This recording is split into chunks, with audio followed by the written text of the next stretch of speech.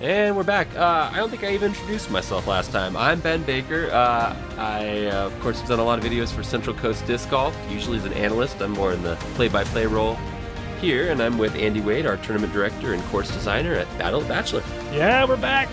Back 9. It's been a battle for these guys so far, but they're all sitting at 1 under, and I think Kitchens just got back to par. So we'll see what the back 9 looks like for them. I think it's playing a little bit easier than the front, and yeah, we'll see if they can find the fairways a bit more often. Yeah, obviously a big part of the name of the game out here. We've seen in this front 9 that some of the guys were scrambling on nearly every shot on some of this.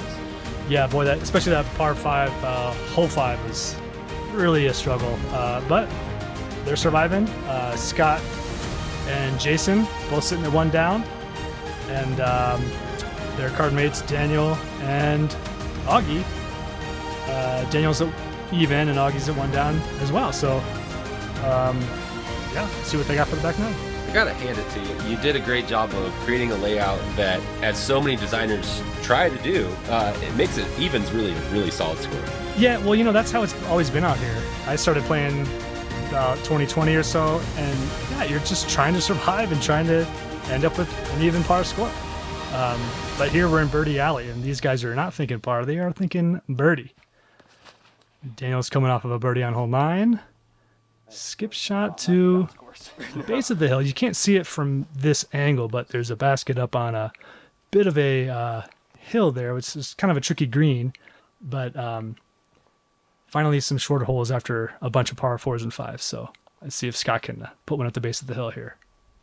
Yeah, it seems like with these 3 holes, the first 2 are kind of clear backhand shots, and the third one lines up for a pretty good forehand if you can kind of miss the branches. But of course, these guys are taking all sorts of weird lines, so we'll see what they go with. Yeah, they've been surprising me a lot on the front 9. Hole 10 here is playing as the second easiest. It's not so much of a gap to hit. I mean, there's a bit of a low ceiling with that low-hanging branch, but these guys are all just throwing putters or mid-ranges. I think Augie here is going with his mortar again, and looking pretty solid. That's a good shot, yeah. Is it? Do you want to cut in front of those 2 trees there on the right side of the the right side of the left of the path? I think so, yeah. Cutting in front is, I think, the name of the game here. Jason going with his Z Luna again. Might have been over the top. He and Augie might have got all the way to the backside, but we'll see where they ended up. Solid shot. I know a lot of people at home that might not be from this area might be like, wow, he's really getting a hyzer out of a Luna, but it's probably worth mentioning we're playing at, what, 6,500, 7,000 feet, something like that? Yeah, exactly. So everything's playing a little more stable than it's used to, so everyone's probably disking down, or at least adjusting. No, rollaway is a potential on this hole. I saw a few of them. Yeah, it looks like Daniel and Scott both came up a little short, and oh, here's Daniel trying to save his par. It's a bit of a drop-off there, but looks like he's got that one made. Yeah, good putt. Maybe speak to the orange streamers here. I believe this was a way to kind of see the baskets, and sometimes they're tucked in the woods pretty good. Yeah, we tried taking them off, but boy, they were like baked on there pretty good, so we thought, oh, we'll just leave them, and they do help with some visibility, which is nice. And also, ooh, nice putt by Jason there, sneaking that in for birdie. A good way to find your way around the course. I know some streamers along trees, some of the walkouts. That's right. Yeah, we've got some flags, some streamers. It's easy to get lost back here. I've done it a couple times. Yeah. You get a little turned around. Oh, looks like Augie had a bit of an ace run on this one. Oh, yeah. There it is. A little bit wobbly, but it came in true. 2 is the score. Yeah. That's all that matters. I love it back here, man. These trees, originally the course that is currently set up, doesn't get back into these hemlocks here, and I just really wanted to take advantage of this landscape because it is just beautiful. A lot of ups and downs, just these gradual slopes. It's on a Nordic course that they use a lot for the full pedal paddle and all sorts of Nordic events, and it's just such a pleasure to have designed a course way back in these trees. As we're entering our 3rd of the Birdie Alley holes, another short par 3, has been mentioned. It's a bit of a forehand friendly hole. And we'll see how these guys play it. Yeah, I think Augie taking looks like a bit of the conventional line, except maybe not the execution. but he doesn't seem to love it. Yeah, it seems like it calls for a bit of a low tight flex, but Jason's going to be taking a different forehand line here. Yeah, there's some other gaps there. It's pretty hairy. You can see some of those branches hanging pretty low. So he's going high. Yeah. Man, I love watching these guys play the course a way that I had never imagined. It's really fun. Yeah, when you can open up that kind of distance, it opens up some new lines, and I guess you could say he's taking the Simon line there. I wonder what the forehand equivalent of the Simon line would be. This is the more traditional route. Beautiful flex. Oh, man, that's just parked. Yeah. There's, I think, the textbook execution there. Yeah, he didn't try to go for the low ceiling. He tested it and it really came through as a beautiful flex shot. Let's see if Scott can match it. Oh, Scott's actually going thumber here. Great camera work there from our friend Marc Diaz. That was awesome and a great shot too. I'm sure that Scott's pin high probably circles edge. Yeah. It's another thing where, I don't have a 330-foot thumber. Maybe once back in the day, but... It's like Augie's going to have to scramble for his par here, but he should be around circle's edge also. Yeah, and then Scott with a long birdie putt.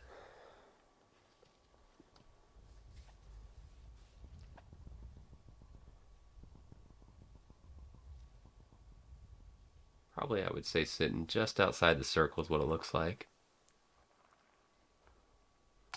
He cans it. Not a problem. That was good. That's the first putt outside 12 feet I've made today. That's good. Scott didn't get 9 or 10, but he did get one of the birdie alley holes here. So here's Augie to save his par.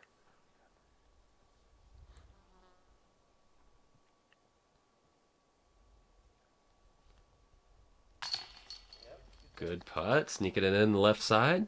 That's good. Yeah, you can't afford to take bogeys out here. Save those for the par fives. Right. Yeah.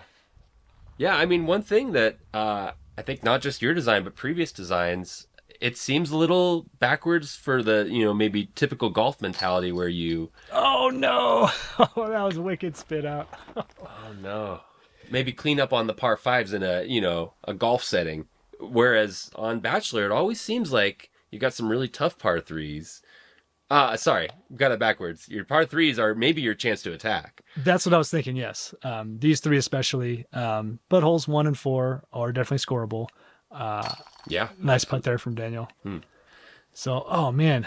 I can't believe Jason spit out there. That was in the heart and it came right back out. So hopefully it doesn't bother him too much, but man, that's a bummer. Well, part of the difficulty, right, of designing this course is that you have to take the baskets you can get. And you got to keep them uniform. They all got to be the same baskets. So you got to find 18 of something that you can move around. Yeah. Well, it was really nice of Mount Bachelor to let us use the baskets they've had up on the Alpine course. Unfortunately, that Alpine course is down now. But as we're heading into hole 12 here, it's a really difficult par 4. It's a very tricky, very specific shot off the tee. I think we're all going to see backhands. Yeah. And you don't want to go left, which is where Daniel's heading. That's going to be trouble. You kind of need to go. It's an uphill shot off the tee, and you need to have it fade just at the end to have a chance for the birdie. Really tricky. And I should say that this is one of the difficult tee pads. It's not flat, I'll admit. But as part of the game out here is you're going to have to deal with the conditions, and part of that is Great shot the there tee from Scott. pads. Yeah, that was awesome. That was exactly what you want to do to have a chance at the birdie. Yeah, and then, part of the deal with this shot is, as we were saying before, you're at really high elevation, but you need something that's going to turn over and then hopefully not flip the whole way. Yeah, Augie off left also. That seems to be the standard miss. Let's see if Jason can make the correction here and stay up to the right.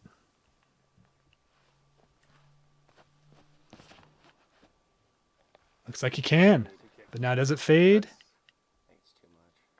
Looks like it was starting to pan out, but hard to say where exactly that ended up. Maybe still a little too far right. Yeah, we'll see what he's got. The traditional route on the actual Nordic path is down to the left and then back up to the right, but maybe Jason can scramble and find another line.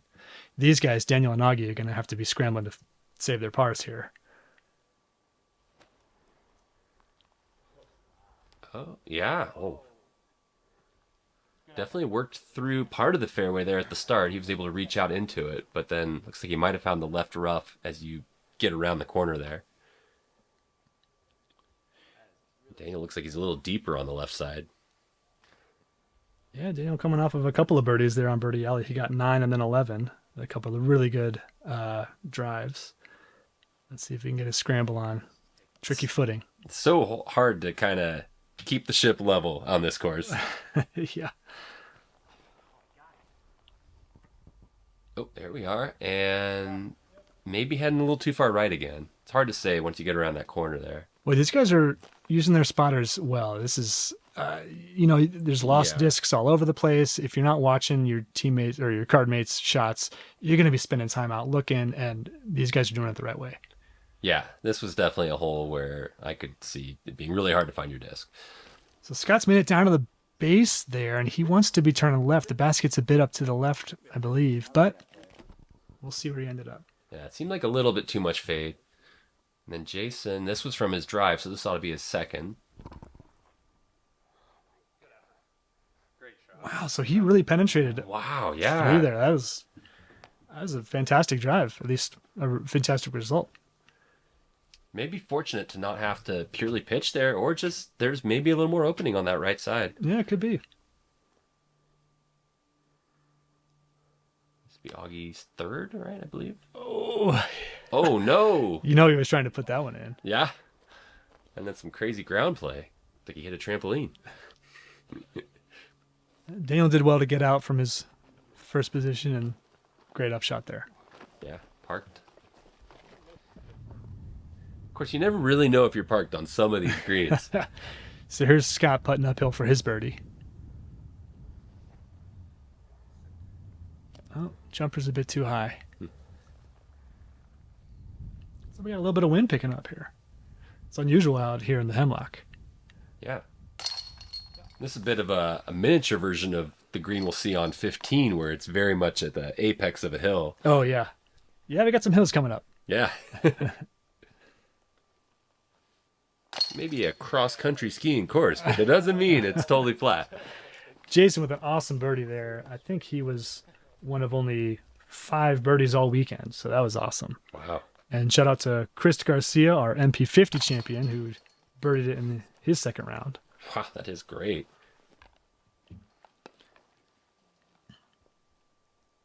I mean, in theory, it should only call for a couple of 300-foot shots, but especially the second one, if you aren't way up over that hill, it's calling for like a big turnover. Yeah, it's a very specific shot off the tee for sure, but those guys made the best of it. Yeah. Heading into hole 13, par 3, 375, so these guys are going to have to probably disc up to a fairway or something. It's a really cool angle. This is one of the few holes you can actually see the basket off the tee. Yeah. Now, maybe like a straight laser if they've got a fairway, but I think more often calling for this slight flex. Yeah, that one's turning just enough. I'm not sure if it got past that last bit. Looks like he got a tree there. Off left is some serious trouble. I've experienced it myself. Yeah, same here. So yeah, the play here is definitely to go off right if you're going to miss. Daniel going with the forehand. Bit unorthodox, and oof, that's why. Hey, good kick. But great kick, yeah. I remember actually scoping this out, potentially playing it for par to throw a forehand off to the right to then chip up again. So I think Daniel might find himself in a favorable spot there. If I recall, you got to get maybe 150, 200 feet to get past all the thick rough on the right, and then it opens up a bit. That's right.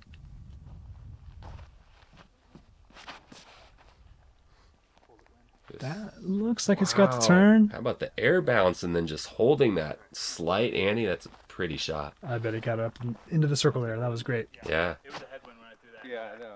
It's tripping out on it. See what Augie has drawn up here. I believe he's going with his TL right here. TL seems like a good choice, especially at this elevation. Got to just hold and then not fade too much. Oh, what a beauty. Oh my gosh, it is. Is that running the basket? Oh, the late branch catches him. That really might have had an ace chance. Great shot from Augie there. And shout out to Joe Coulter out of Portland, who aced it from the MA1 field. He ended up taking down the division. No way. Yeah. This is not the hole I thought would get the ace, but man, apparently it was just a perfect shot, and about 20 different cards heard it because he ran it all the way in, and they were all shouting. So congrats to Joe Coulter. That sounds epic. Same tee even. Yeah. Wow. Yeah. Was this 375, I believe? Yeah. Playing maybe even slight uphill? A little bit uphill, that's right. That is a smash. Ooh. Almost smashed some chains right there. Yeah, these guys, well, Jason and Daniel got a little bit lucky not to be in the real bad rough off to the left. And here's Augie to capitalize. He's got it. Great putt. Yeah. Yeah, boy, we're talking about an ace, but I think a 2 even probably played pretty well in this hole. I would figure this might end up at the worst in the middle of the pack for difficulty. It was the 5th hardest. It played over par, 0.28 strokes. Yeah, I mean, and these guys are playing it great. So Scott and Augie with a couple of birdies, and they're both sitting at, let's see, Augie's at 3 down, Scott now, oh yeah, he's at 3 down too. yeah, despite being visible, as you spoke to, that rough on the left can be pretty treacherous. Well, that's going to be a factor for a couple more holes coming up here. In fact, this one right up here, if you go off left, you're going to be screwed. Yeah. This is where we're coming out of the hemlock on our walk back towards the parking lot, basically. Yeah, we're starting to head back in. This one's tricky. It's another short par 4, so you can go putter up the middle and then mid-range as you go up the hill. But I think Scott's got something else in mind. I heard. There were quite a few unorthodox plays on this hole, No yeah. kidding. Okay. Well, yeah, not what I had in mind when I was designing the hole, but I want to see how these guys do. Yeah, I mean, just an unusual hole design in general. Well, we'll see this shot here. Holy cow. Really just trying to cut the corner, going big with a Anheuser. Well, hopefully they got their spotters out there. Yeah, they're going to need them. I mean, is that like that's still like? So now, what did you have in mind when you drew this up? Well, I think what Augie's about to throw here. It looks like Okay. he's going with his, what does he have? Gator.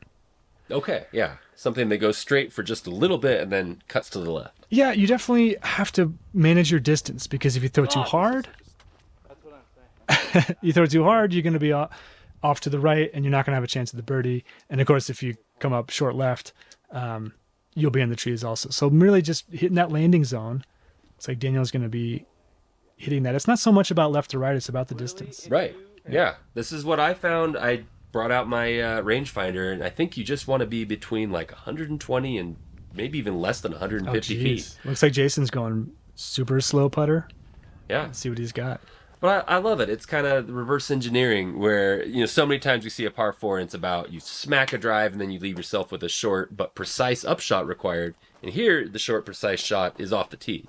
Call it the Mike Bayshore special. The Mike Bayshore special, sure. Shout out to Bayshore, who was a designer of so many great Bachelor layouts that we've played in the past. That's right. I was channeling him when I was out here scoping out these holes because this tournament is just known far and wide for being one of the best and most creative courses in Central Oregon, and I was really just trying to keep up that tradition. I love that. And I love that you mentioned specifically the creativity, because that's one thing that appeals to me. I remember Bayshore actually bouncing some of his layouts off me a little, and I would say, you know what I like is you push the envelope the perfect amount. I love it. I love having to get a little strategic and creative in a few places, but it's not on every hole. It's like these guys are getting a little creative also. Jason, meanwhile, I think just parked that second shot. I mean, he threw his about 150 feet off the tee, and now he's parked. Yeah. But you could see it really paid off. Like, Daniel just really did not have a good look there. Although he did well to get himself into a position to maybe get a birdie here. Well, he had to do a much tougher shot than Jason did. And then Augie going, I think, maybe just long enough that he's also looking like a pretty tough shot. I think what I found is that if you do go a little long here, it just forces you to really throw a turnover and kind of commit to that versus like a straighter, skinny line like Jason had. Right, yes. Ooh. Fighting through? I don't think so. Ooh, kick off to the left. Now he's going to be left with maybe kind of a tough scramble. Boy, Augie's been scrambling a lot. Yeah. But I tell you, he's playing clean. Yeah. 3 down through 13, so he's, up on the leaderboard there. Oh, yeah. And here's where Scott ended up after that Anheuser shot. That was cool. Yeah. No, who knows what he's looking at here. Another force over forehand. Can I make it, Paul? And I really have no idea exactly where he is, but oh, here he is again. That might be a bad thing. But knowing Scott, he's a creative player. He might have a way to get up and down for par from here. Going in. And it looks like he didn't have to throw it that hard, and there's the basket. So sure enough, he's found a way to This is how you do it. turn this into a par, which I think is probably, again, scoring pretty well. Here's Augie. He's got to get up and down to save his par here. Not good. Well, we'll see. Kitchens did okay. Oh, sure. That was from, so this is his birdie putt. That's right. Wow, yeah. Because he really looked like he was pinched off after his drive, but he got that forehand way up there. Good effort. Oh, and with the layout. I guess he had that low ceiling. Yeah. That's textbook par, gentlemen. This does make good for par. Textbook. He said that's great. Yeah.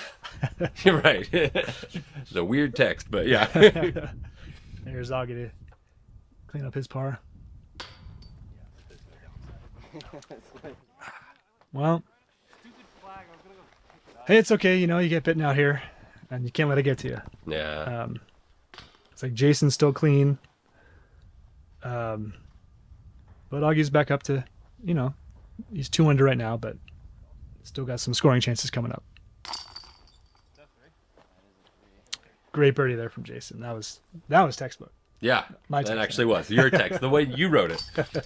Scott was reading some other. Hey, Jason, all of a sudden has birdied 3 of the last 5. He's sitting at 4 down, keeping it clean and playing really well. Yeah. Heading into 15, as Ben mentioned, this is our last big uphill shot. Super short, but if we get the good camera angle, we'll see how steep it is. It's actually a hole from previous years, just flipped in reverse. We used to have that putter shot downhill, and now we're going up that same hill. Is that same hill? I Yeah. had no idea until now. Okay, great. Yeah. I think this was hole 7 in the previous layout coming down the That's hill right. through the That's trees. right. I really wanted to keep that one because I love that putter shot, but this is the best I could do. I love that hole too. Yeah, this one may be super short, but I think a lot of people would say 230 playing like 330 because it Yeah, is for steep. Sure. Looks like Jason's off left there. And it's a bit of a tricky green. I mean, there's a bit of a drop off back there, and of course, there's rollaway potential. Yeah, so whether it happens on your drive or your putt, yeah, that drop off plays pretty sharp on both sides of the hill.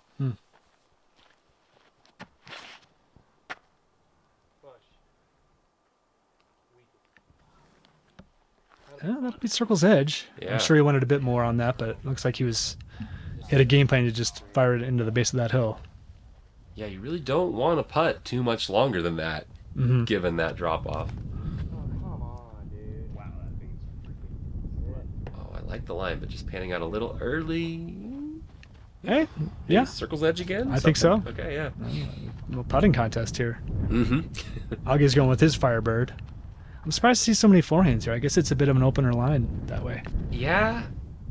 Yeah, I'm not sure myself. I think those branches on the left short maybe come into play a little bit. Yeah, it could be. And maybe it's a safety kind of thing. Shout out to Shay Babbage here, who hit metal on both rounds. No way. Yeah, he hit the pole round 1. Oh, look at this! No. I think he sat. Whew. Yeah. Yeah, Shay hit the pole on round 1 and then made the correction and went off the top on the second Oh my round. gosh. Shay, another great local player, great person. Boy, I see. It looks like he's all over it. Too bad we didn't have a round 3. Yeah.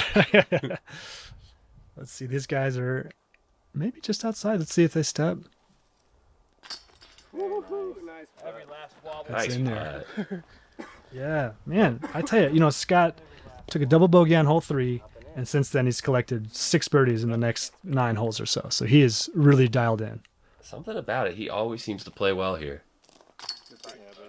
I mean, Scott always plays well everywhere, but it just seems like such an accomplishment on this course, especially having to change elevations and all that. Yeah, Daniel with another good putt there too. Yeah. Yeah, Daniel, really a player on the rise. It'll be exciting to see how he does these next coming years. Oh, yeah. And Augie gave that enough height.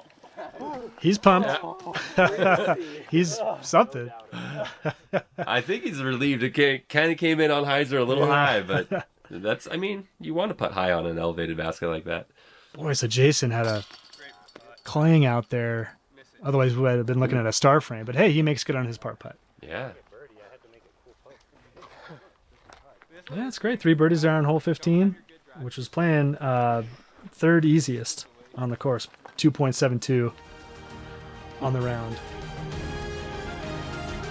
Yeah, I can see that. It seems like as long as you don't get that steep drop off on your putt, you should have a par chance. Yeah. And heading into hole 16, this is a tough one, especially from these pro tee pads. You got to hit a gap. There's a couple of different options here. You go straight for this gap. Looks like Scott's lining up that line. There's also a forehand line. I want to see if some of these guys are going off to the left. But the basket's tucked up there. You can just see into the sun where the sun hits the shade. That's where the basket is. So as long as you make this gap, it's a fairly straightforward up and down from there. But let's see how these guys play it. How about the forehand anhyzer? Did you have that in mind?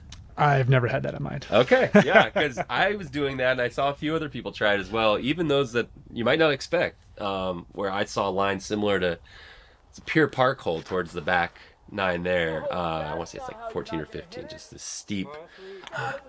But, yeah, Scott kind of catching an early branch, diving left. Yeah, there's that lowest ceiling, which is as dangerous, I suppose, as the gap itself. There aren't many gaps to hit off the tee, and I saw this line. The AMs play from a tee pad that's just about 100 feet closer, and ooh, look at that. Ooh, yeah. That's a move on it. But this was one of my must-haves when I was designing the course, because we needed to have a gap shot like this. Really I'm glad we were able to keep it. Absolutely, and definitely like a risky gap shot. Oh, yeah. Those trees that Daniel looks like he might have dove into are pretty dense. I definitely found myself there a few times. I wonder if we'll see another overhand to get out of that. Yeah, that might be the play. Augie's going with his TL3, looks like. Oh, caught that high branch. Yeah, it's tough. Again, you're throwing down. You've got to get low. It looks like it should be an easy stock shot, but, disc golf's hard. Yeah.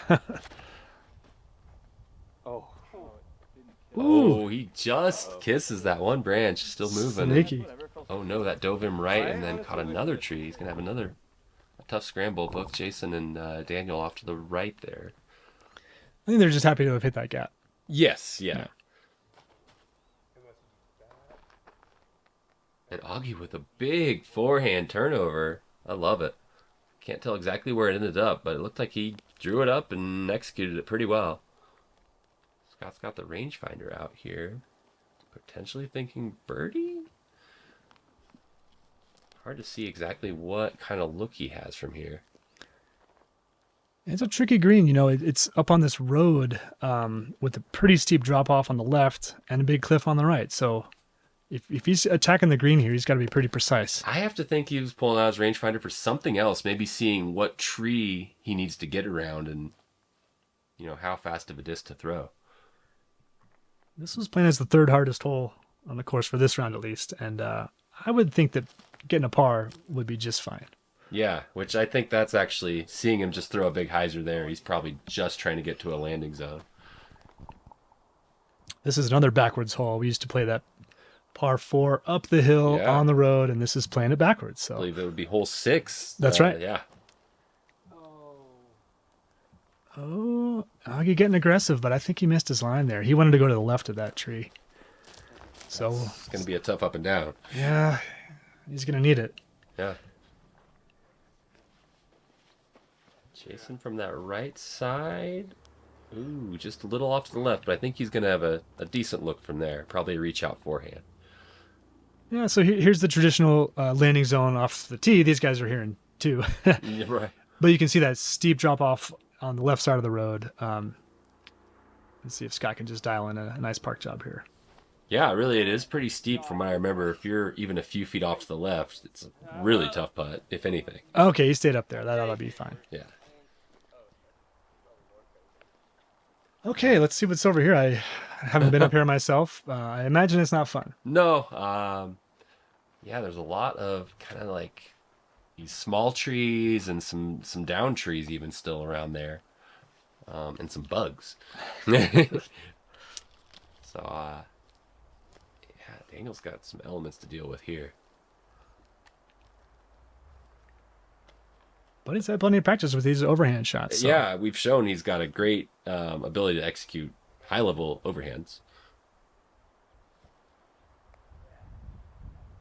Oh, got a nice little pan on that.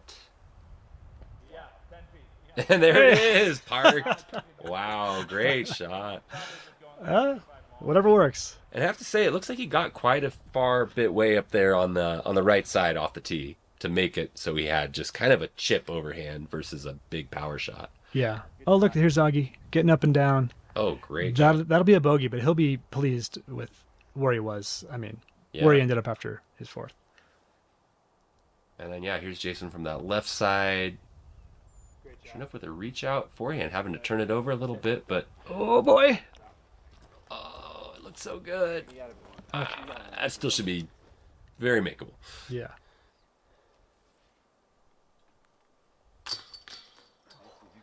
And then there's Augie in for bogey.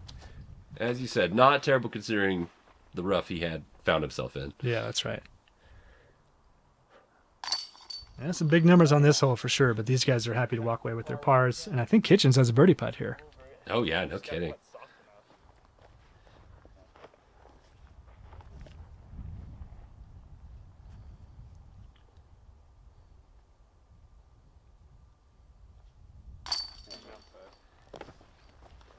You know, Nice putt there from Jason. I wonder if Daniel had ended up there in practice or anything and said, you know, I've got this overhand on the second shot.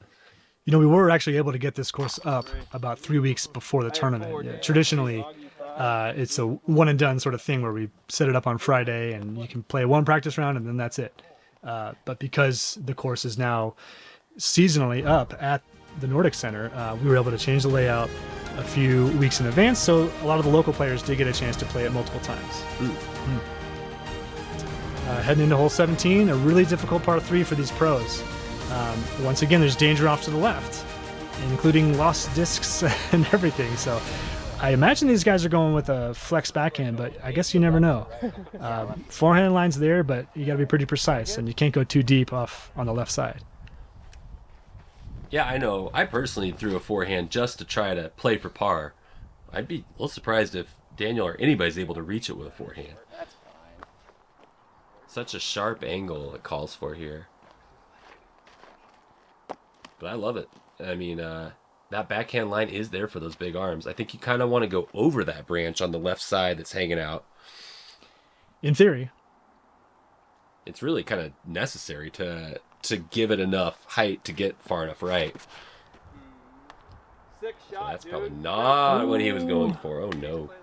It could have been worse. Yeah, it looked like it skipped fairly straight. Could have gone way left. Jason's going with his K1 soft falk here. See if he can get the angle just right. He's got the distance. Oh, way up. We'll see. That could be really good, right? Yeah. I mean, higher than I think I was envisioning, but these guys seem to know what they're doing. Yeah, That's why they're the pros. right. Augie's going with his origin here. Well, it looks tight, but he got through those branches and it's still going. Oh, it's supposed to be like dead straight. Could be really good. Trying to go under the branch or outside? It's so tough, dealing with the elevation. So it's maybe a different disc than you're normally throwing for Right. this line. Scott's lucky here, but I'm sure he can get up and down. He's probably still got about 250. Yeah.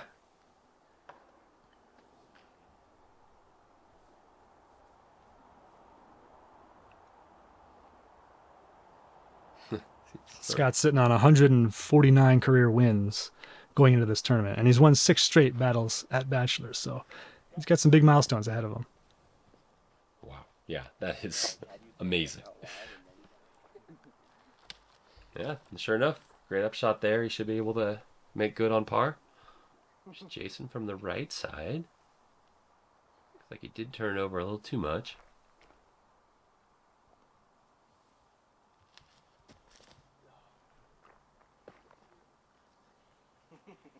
Oh, but able to give it a good bid. Yeah, he got way up the fairway.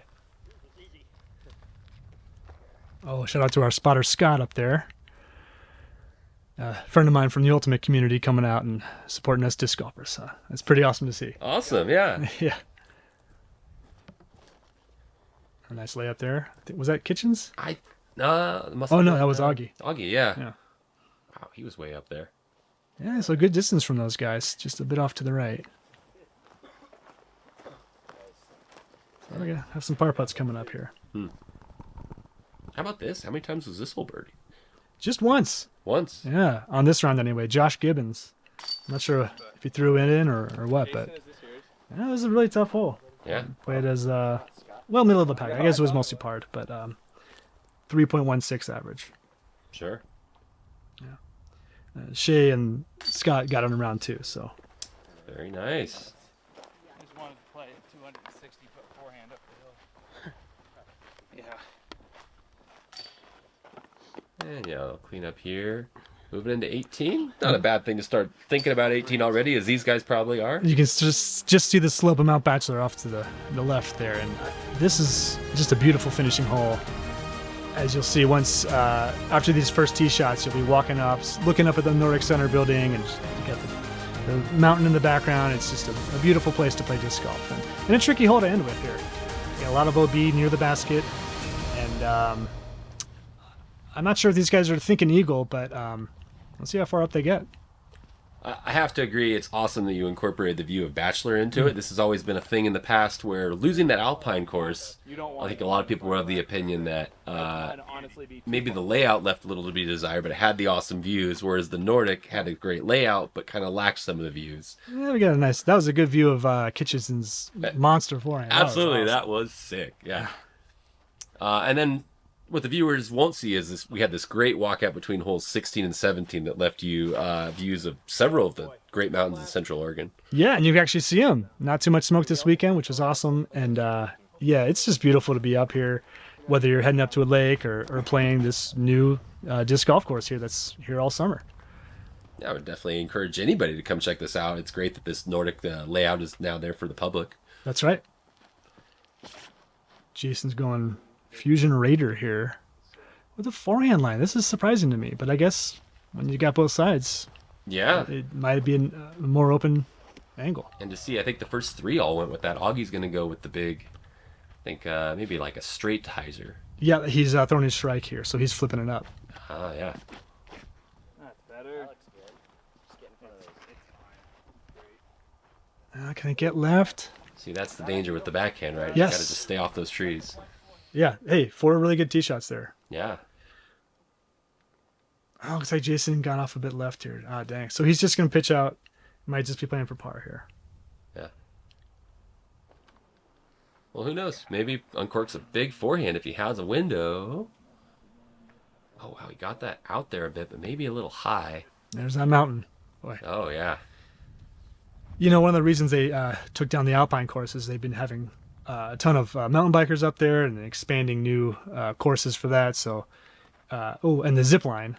So, you know, you don't want to be going down the zip line or crashing down on your bike and then have some discs being thrown at you. So. True. Yeah. But, you know, maybe someday we'll get it back up on a different area of the mountain. Sure. That'd be awesome. So Scott's off a bit left of the fairway here, so he's going to have to go to his sidearm.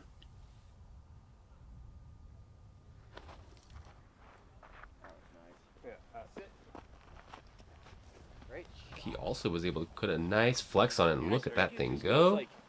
To the Good shot. little storage thing. Yep, not quite to the OB yet, so still just looking at a placement shot. Right, yeah. Why don't you speak to the OB a little bit? How far down does that come short of the basket?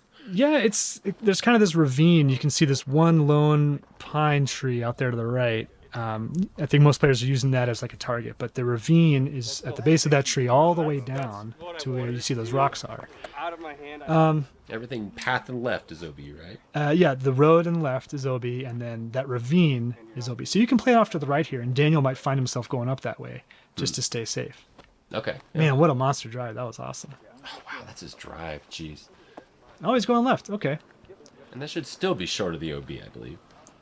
Hey, he's going to go forehand for a birdie. That's pretty impressive. Yeah, absolutely. So Jason's kind of doing a little zigging and zagging here. He was off left off the tee, and now he's off on the right side, but better footing here. Yeah.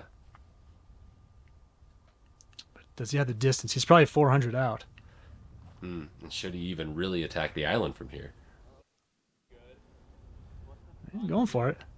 Oh my, what a shot. If that stays safe, it looks like it will. Oh, that's Yeah, awesome. Awesome shot. Dang. I didn't know Jason had that kind of power with the Yeah. sidearm. True two-way Yeah. player, yeah. This whole 18 was playing as the fourth hardest. You know, it had plenty of birdies, but also some big numbers. It's like Scott had a bit of a slip there, and yeah, he's going to be short and outside the circle, but safe. He just crept past that orange flag. That's that right side of the OB there. So if Jason's able to get a birdie there, he'll complete his clean scorecard. Wow, very nice on this course. Wow. Yeah, buddy. Oh, man, look at that. He got all the way to the top. This approach is deceptive because Very steep. it's steep. You got to put a lot on it. Looks like Kitchen's doing that too. Well done. Yeah.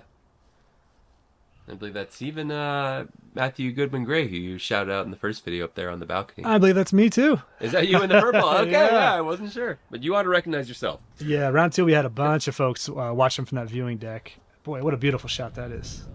Yeah. Oh, just a little short there from Jason. Scott looks like he's going to have a little bit of compromised footing here. Maybe. One more shout out to our videographer here, Marc Diaz. He's the Northwest media guy if you're looking on YouTube. And Yeah. let's see. These guys, I think Scott and Jason are both sitting at 4 down. Scott can get to 5 with a made putt here. We'll see if he can convert.